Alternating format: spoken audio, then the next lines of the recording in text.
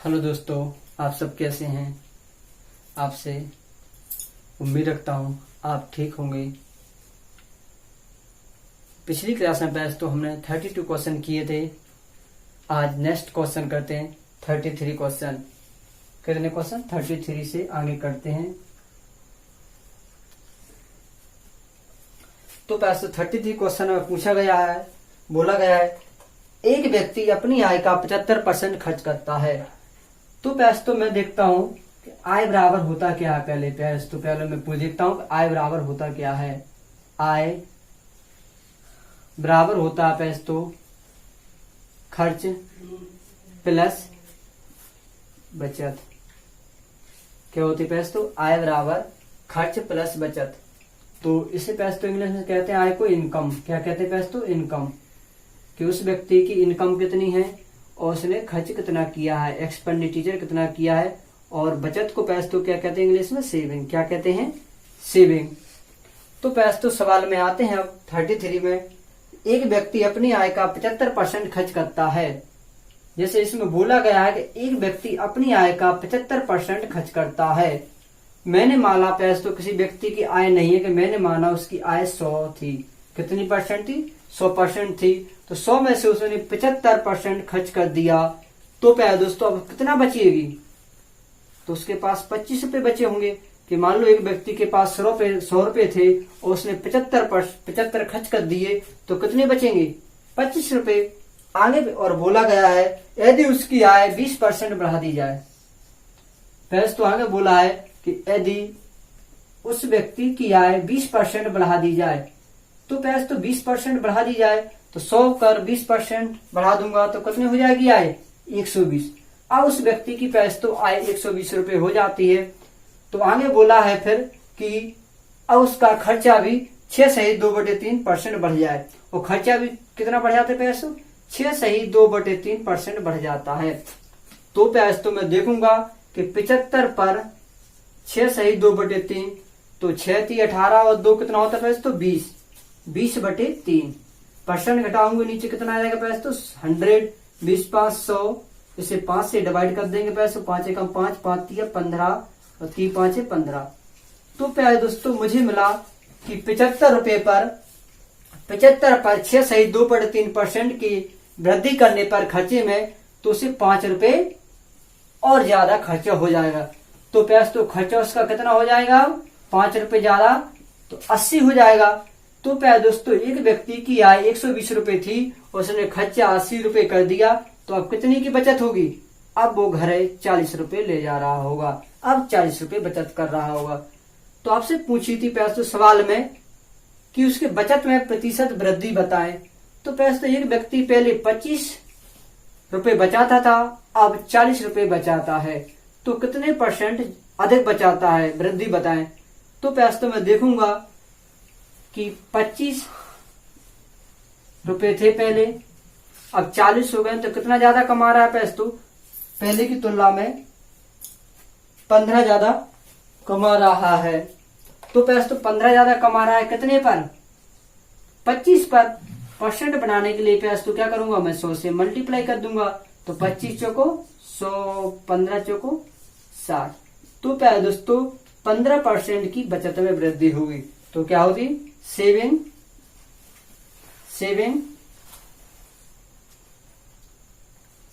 Increasing, बचत में वृद्धि। तो प्यारे दोस्तों ये आपका आंसर हो जाएगा बचत में वृद्धि। तो प्यारे दोस्तों आपका 60% आंसर हो जाएगा। ये ऑप्शन नंबर ए करेक्ट है। नेक्स्ट क्वेश्चन पे तो आगे पढ़ते हैं। Question number 34। क्वेश्चन नंबर 34 क्या बोल रहा है पैस तो पढ़ते हैं। क्वेश्चन नंबर 34 में बोला है विपिन अपनी आय का 75% खर्च करता है। पैसों विपिन अपनी आय का 75% खर्च करता है। तो मैंने माना कि विपिन की आय 100 रुपए थी और 100 रुपए में से पैस तो विपिन ने 75 रुपए खर्च कर दिया, तो पैस तो कितनी बचत कर रहा होगा? 25 रुपए। कितनी बचत कर रहा हो? 25 रुपए। और शेष आय को बचाता है यदि उसकी आय 40% बढ़ा दी जाए। तो प्यारे दोस्तों बोला है कि शेष आय के बोला है उसकी 40% आय बढ़ा दी जाए। तो प्यारे दोस्तों विपिन की जब 40% आय बढ़ जाएगी तो कितने हो जाएगी कि 140 रुपए आय हो जाएगी उसकी। कितनी हो जाएगी प्यारे? तो 140 रुपए आय हो जाएगी। तो आगे क्या बोला है सवाल में, यदि उसकी आय 40% बढ़ जाए और वह अपने खर्चे को 36% बढ़ा देता है, तो पैसे तो फिर वो खर्चा भी 36% बढ़ जाता है उसका आय बढ़ने के साथ। तो पैसे तो मैं देखता हूं 75 पर 36% में कितने की वृद्धि आएगी। तो मैं ज्ञात करूंगा पैसे तो पहले 75 रुपए खर्च करता था, अब 36% की वृद्धि हो जाएगी क्योंकि उसकी आय बढ़ेगी। तो पैसे तो आपके खर्चे भी बढ़ जाते हैं। हम देखते हैं तो जैसी हमारी आय होती जैसा ही हम खर्चा करते चले जाते हैं। तो परसेंट घटा के नीचे कितना आ जाएगा? 100 हो जाएगा पैसे तो 25 थी 75, 25 चौको 100, 4 नम 36, 9 थी 27। तो प्यारे दोस्तों 27 रुपए खर्चे और बढ़ जाएगा। 75 तो पहले करता था, 27 रुपए और वृद्धि हो जाएगी। तो पैसे तो उसका अब खर्चा बढ़ के कितना हो जाएगा? 100 कितना हो जाएगा पैसे तो 101 कितना होगा? सॉरी 102। खर्चा कितना हो जाएगा पैसे तो 102 उसका खर्चा हो जाएगा। तो अब मैं देखता हूँ कितने की बचत होगी। 140 रुपए के उसके पास कुल रुपए थे आए और 102 उसने खर्च कर दिया। तो प्यारे दोस्तों अब 38 रुपए की बचत करता होगा। कितने की? 38 रुपए की। तो प्यारे दोस्तों है मैंने देखा कि 25 रुपए पहले बचाता था, अब 38 रुपए बचाता है। तो कितनी ज्यादा बचा रहा है पहले की तुलना में? पैसे तो 13 ज्यादा बचा रहा है। पहले कितनी बचत? पहले कितनी थी उसके पास बचत? 25। तो परसेंट बनाने के लिए क्या करेंगे पैसे तो 100 से मल्टीप्लाई कर देंगे। तो 25 चौको 100, 13 चौको 52। तो प्यारे दोस्तों इसमें 52% की वृद्धि हो जाएगी। बचत में वृद्धि क्या होगा पैसे तो सेविंग इंक्रीज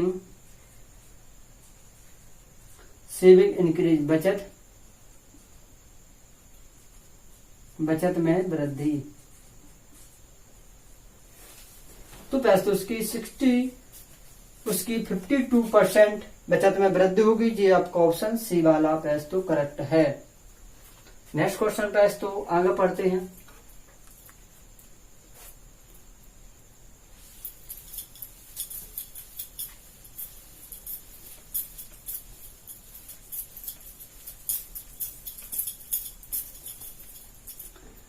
नेक्स्ट क्वेश्चन पे तो आगे बोला है एक कर्मचारी 2015 में 3660 रुपए वेतन प्राप्त करता है। पैस तो एक कर्मचारी था 2015 में 3660 रुपए वेतन प्राप्त करता है। यह उसके 2014 के वेतन से 20% अधिक है। और पैस बोला गया है कि जो वेतन है 2014 के वेतन से 20% ज्यादा है 2015 का वेतन। तो पैसे तो मैंने आपको 20% की फ्रैक्शन वैल्यू कितनी बताई थी? 1/5। इसका मतलब दोस्तों पहले उसकी पहले वेतन 5 रुपए थी। क्या थी पैसे तो? उसकी वेतन अगर मान लो पहले 5 थी तो अब कितनी हो जाएगी पैसे तो? अगर 5 रुपए में 20% से वृद्धि करूंगा तो रेंट कितना आएगा? 1 का। मतलब पहले 5 कमाता था, अब कितना अब उसको कितनी वेतन मिल रही होगी? 6। और 6 बराबर बोला है कि पैसे तो उसकी 2015 की वेतन कितनी दी है? 3660। तो पैसे तो 6 यूनिट बराबर दिया 3660। तो 1 यूनिट बराबर कितना आ जाएगा? मैं ज्ञात कर लूंगा। 6 चिंग 36, 6 कम 6, 0 को 0। तो आपसे पूछा पैसे तो 2014 की वेतन क्या होगी? तो 2014 में उसका वेतन क्या था? तो पैसे तो क्या पूछा है? 2014 में उसका वेतन क्या था? तो 610 का मल्टीप्लाई कर दूंगा पैसे तो में, तो मुझे 2014 का वेतन पता चल जाएगा। मल्टीप्लाई करने पर पैसे तो आएगा 3050। तो 2014 में उसका वेतन होगा 3050 रुपए। आपका ऑप्शन बी वाला करेक्ट है। बी वाला ऑप्शन करेक्ट है। तो नेक्स्ट क्वेश्चन को आगे पढ़ते हैं।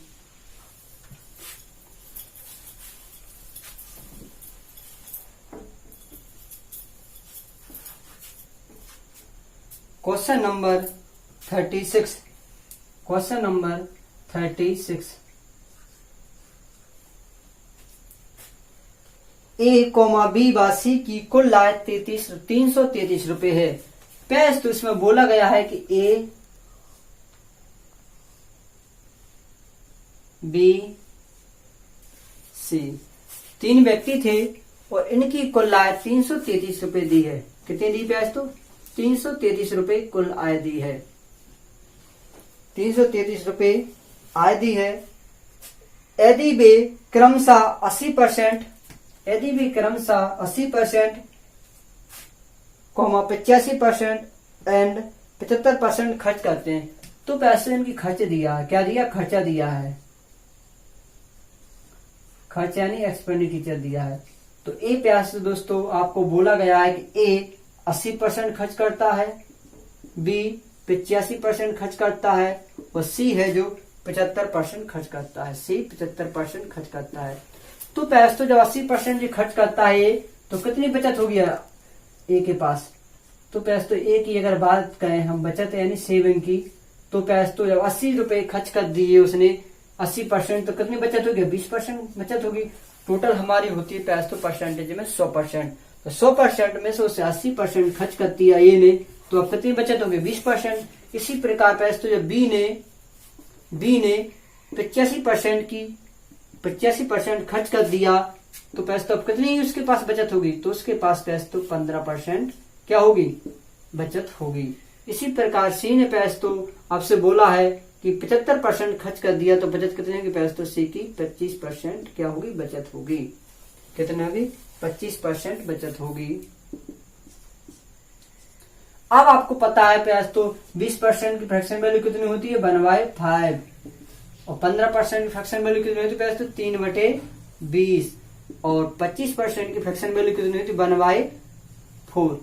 इसका मतलब पैसे तो 5 इनकम थी। इनकम कितनी आ गई कि 5 रुपया थे, तो कुल 5 में से ए ने 1 रुपये बचाया। जी आपका पैसे सेविंग का अनुपात आ गया। कितना आ गया? सेविंग का, कि 5 रुपया में से ए ने 1 रुपये बचाया। इसी प्रकार बी ने पैसे तो जी आपकी बी की इनकम आ गई। कुल बी की जी कितनी कुल इनकम है। इसी प्रकार बी ने 20 रुपया में से 3 रुपये बचाए। इसी प्रकार सी ने 4 रुपये में से 1 रुपये बचाए। और आगे पैसे तो सवाल में दिया है कि उनकी बचत का अनुपात 7:6:9 है। तो पैसे तो आपको सेविंग का अनुपात दिया है, आगे बचत का अनुपात दिया है। क्या दिया? बचत का अनुपात दिया है 7:6:9। 7:6:9। तो पैसे तो यहाँ बचत कितनी दी है सवाल में? 7 और यहाँ बचत कितनी दी है? 1। तो 1 यूनिट बराबर कितना लिखा? पैसे तो 7। यहाँ कितना लिखा? 3 यूनिट बराबर कितनी बचत लिखी? पैसे तो बी की 6। यहाँ कितनी है पैसे तो बचत? यहाँ लिखिए 1 और यहाँ अनुपात में पूछा है, आपको दिया है 9।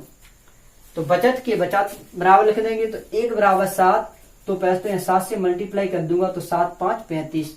तो पैसे तो ए की इनकम हो गई 35 रुपए। ए की कितनी इनकम हो जाएगी? पैसे तो 35 रुपए हो जाएगी। तो ए 3 यूनिट बराबर दिया है 6, तो 1 यूनिट बराबर कितना आ जाएगा? पैसे तो 3 दूनी 6। इसी प्रकार 1 यूनिट बराबर 9, तो यहाँ मल्टीप्लाई कर दूंगा पैसे तो 9 से, तो 9 चौको 36। प्यारे दोस्तों सी की कितनी हो जाएगी इनकम? 36 रुपए। इसी प्रकार बी की कितनी हो जाएगी? 40 रुपए। तो पैसे तो इनकी ये इनकम आ गई। तो ए की इनकम 35 रुपए, बी की कितनी आ गई? 40 रुपए, सी की कितनी हो गई? 36 रुपए। तो पैसे तो अब इनकी इनकम को जोड़ दूंगा मैं। इनकम को जोड़ दूंगा। इनकम दोस्तों ए की इनकम 35 रुपए, बी की 40 रुपए, सी की 36 रुपए और टोटल को जोड़ दूंगा पैसे तो 111 यूनिट। कितनी हो जाएगी? 111 यूनिट इनकम हो जाएगी। और सवाल में दिया है 333 रुपए। तो 1 यूनिट बराबर कितना हो जाएगा पैसे? 1 यूनिट बराबर आ जाएगी आपकी 3। तो आपसे पूछा पैसे तो कि बी की इनकम बताएं, बी की आय बताएं, तो बी कितना पैस तो 40, तो है मल्टीप्लाई कर दूंगा 3 से, तो 3 चौको 12, तो पैस तो बी की जो इनकम होगी वो 120 रुपए होगी।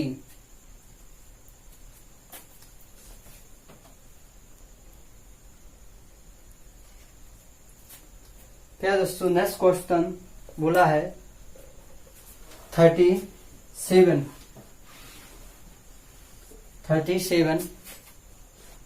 किसी पुस्तकालय में 30% किताबें हिंदी में, तो मैंने माना कि 100% किताबें थी।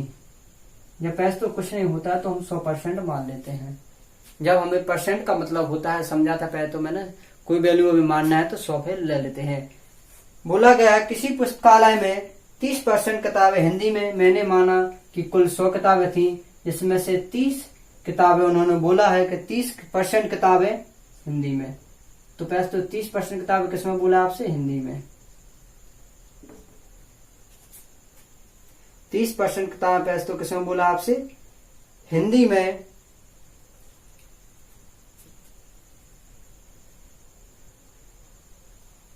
तीस % किताब पैसे तो क्या बोला है हिंदी में, तो 100 का 30% कितना आएगा पैसे तो 30, तो आपको 70 बची होंगी। कितनी बची होंगी पैसे तो 70 किताबें। फिर आगे बोला है मैं शेष 40% फ्रेंच में, तो पैसे तो इसका कितना बोला है 40% फ्रेंच में। क्या बोला पैसे तो 40% जो किताबें हैं वो किसकी फ्रेंच की, क्या तो फ्रेंच की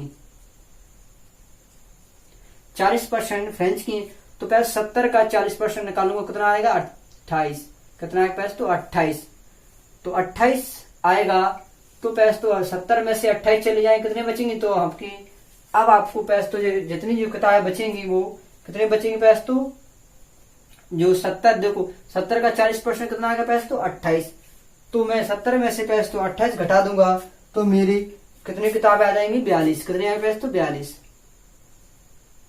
कितने आएंगे 42, कितने आएंगे पैसे तो 42। अब आपको बोला गया है आगे कि अब आपको बोला गया है कि प्यारे दोस्तों अब आगे और सवाल दिया है कि तथा शेष का 60% फ्रेंच में, तथा शेष का 60% फ्रेंच में, तो बस शेष का 60% फ्रेंच में, पैसे तो इसका 60% फ्रेंच में, 60% सॉरी स्पेनिश में, क्या बोला सॉरी 7 का 8% स्पेनिश में बोला गया है,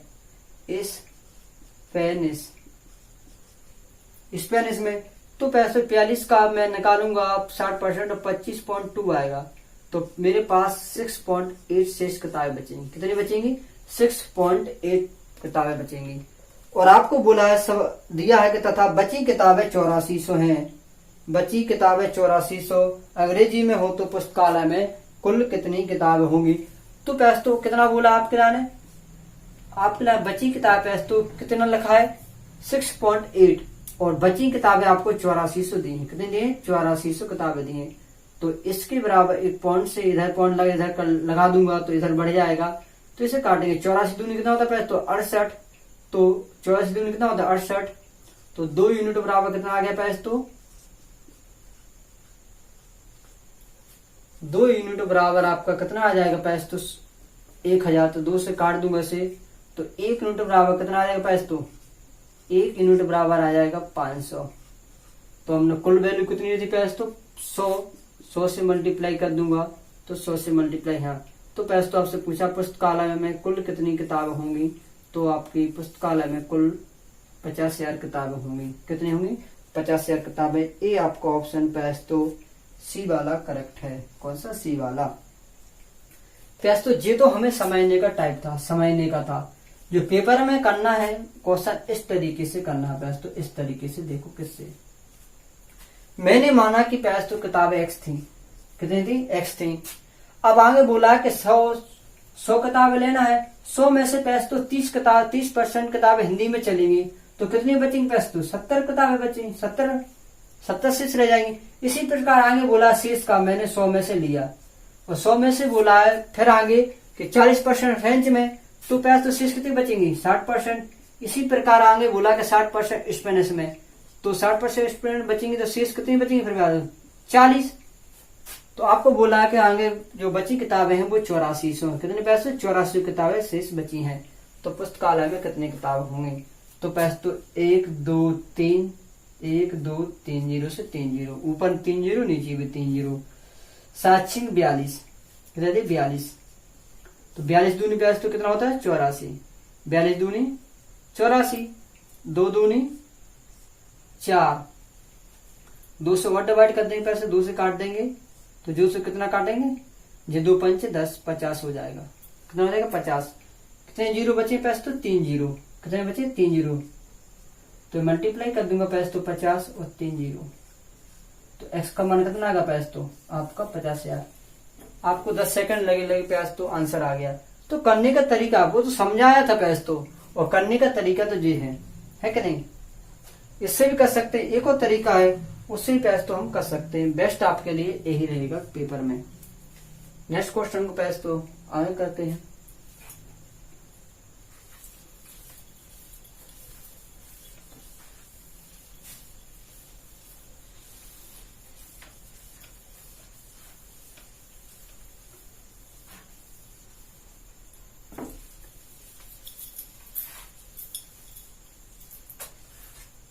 क्वेश्चन नंबर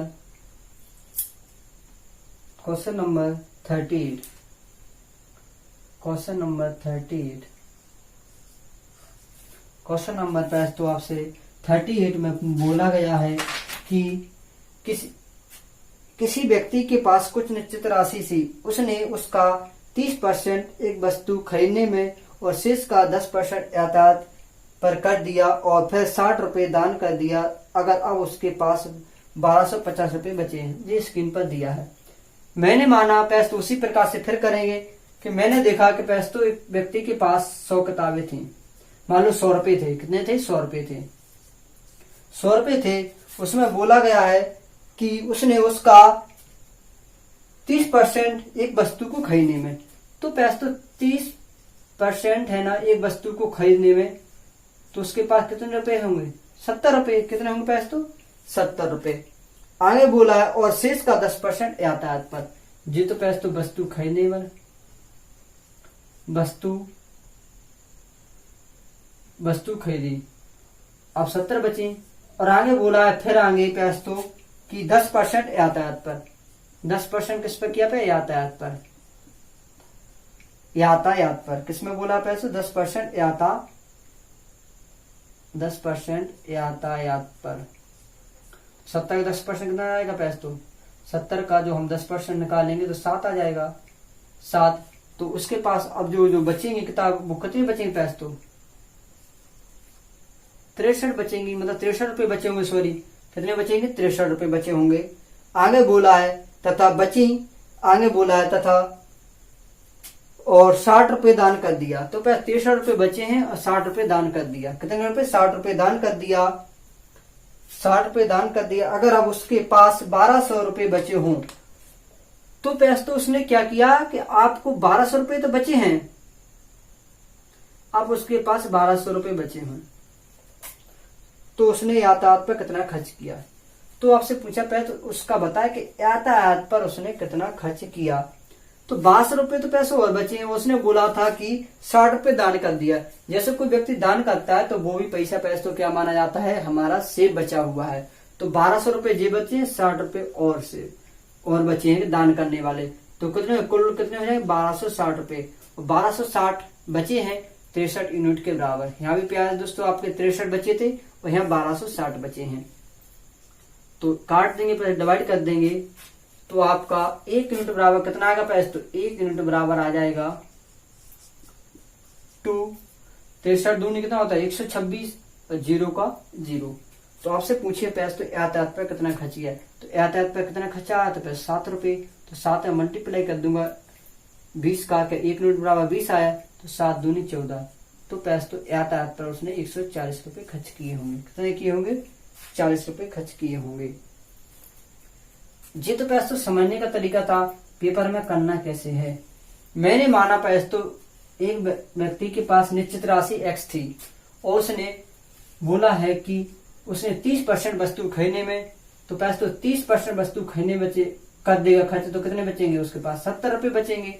आगे बोला है कि इसी प्रकार एक व्यक्ति ने 10% यातायात पर खर्च कर दिया, तो 100 में से पैसे तो 10% यातायात पर कर देगा खर्च, तो कितने बचेंगे 90 रुपए शेष बचेंगे।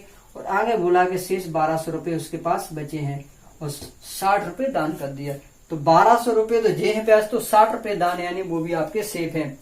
तो कुल कितने हो जाएंगे पैसे, तो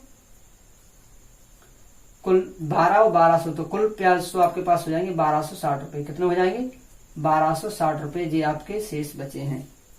1260 रुपए 2 जीरो में, 2 जीरो से 2 जीरो काट दूंगा तो 9 7 कितना होता है तो 63। तो 63 यूनिट जो बचा इतना दिया, 63 यूनिट बराबर कितना दिया है 1260। इसे काट देंगे पैसे तो 1 यूनिट बराबर आ जाएगा 2। तो आपसे पूछा है कि बताएं कि उसने पूछा आपसे पैसे तो कि यातायात पर कितना खर्च किया है। तो मैं देखा था पैसे तो यातायात पर जो आया था हमारा कितना आया था 7, तो मल्टीप्लाई कर दूंगा 7 से 20 का, तो 7 दूनी 14, 140 उसने यातायात पर खर्च किया होगा यातायात पर। इसी प्रकार पैसे तो नेक्स्ट क्वेश्चन पढ़ते हैं।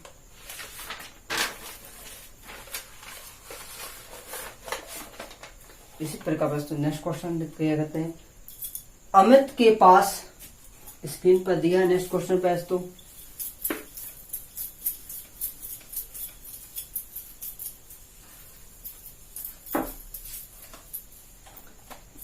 नेक्स्ट क्वेश्चन पैसे तो आपकी स्क्रीन पर दिया है क्वेश्चन नंबर 39। अमित के पास कुछ निश्चित राशि थी।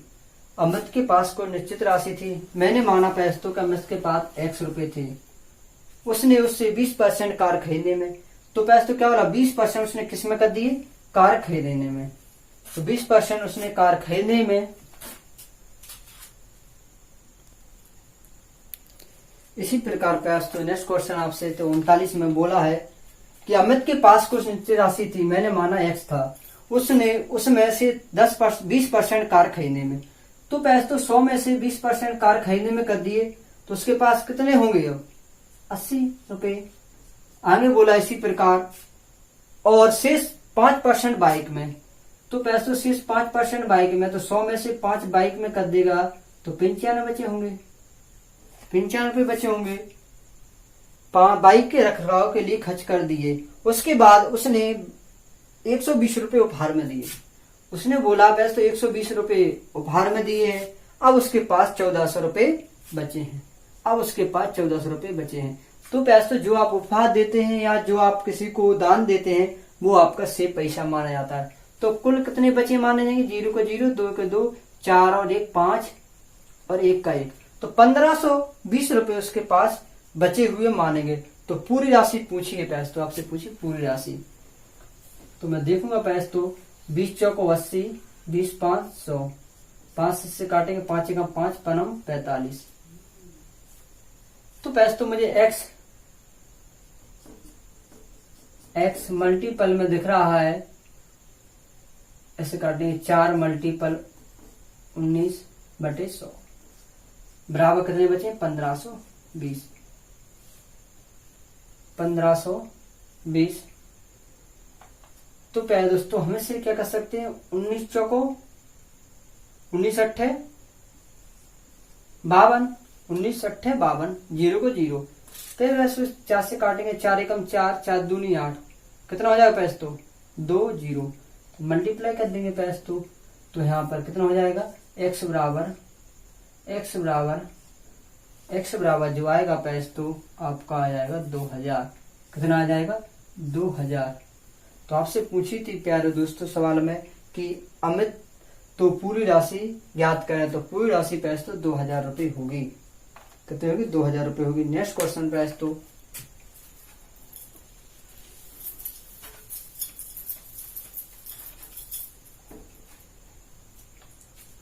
नेक्स्ट क्वेश्चन में बोला है पैसे सवाल क्वेश्चन नंबर 14। एक आधुनिक सर्वे में 40% मकान में 2 या 2 से अधिक व्यक्ति हैं। पहले दोस्तों एक सर्वे की गई आधुनिक, उसमें बोला कि 40% मकान में 2 या 2 से अधिक व्यक्ति हैं, 2 या 2 से अधिक व्यक्ति हैं। तो मैंने माना कि तो कुल 100% जनसंख्या थी, जिसमें से आपको 40% में 40% मकानों में 40% जो मकान है जिसमें दो से अधिक व्यक्ति रहते हैं, 2 या 2 से अधिक व्यक्ति रहते हैं। तो तो जो 60% ऐसे होंगे, 60% कैसे होंगे देख पड़ते, जिन मकानों में केवल एक व्यक्ति है। तो 60% ऐसा है जिसमें मकान में कैसे हैं, केवल एक है। कितने, केवल एक व्यक्ति रहता है, केवल एक। अब पुरुष हो या महिला जी नहीं पता। उनमें से 25% में केवल एक पुरुष है। तो आगे बोला कि 25%, 60 में से 25% ऐसे हैं जिनमें से कुल कितने हैं, पुरुष हैं, जिनमें से एक पुरुष है। तो 60 का 25% तो जब मैं 60 का 25% ज्ञात करता हूं तो 25% फ्रैक्शन वैल्यू कितनी होती है, 1/4। तो 15 चौक कितना होता है, 60। तो 15 जो ऐसे पुरुष हैं जो कैसे हैं, केवल मकानों में रहते हैं, मकानों में रहते हैं, केवल पुरुष। तो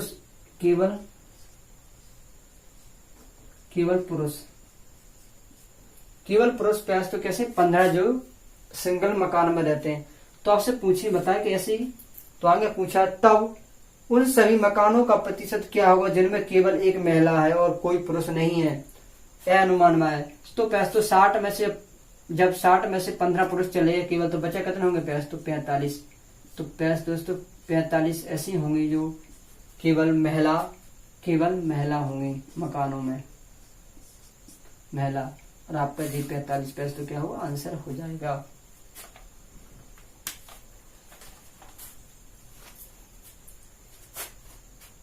इसी प्रकार क्वेश्चन नंबर पहले दोस्तों 41, कौन सा 41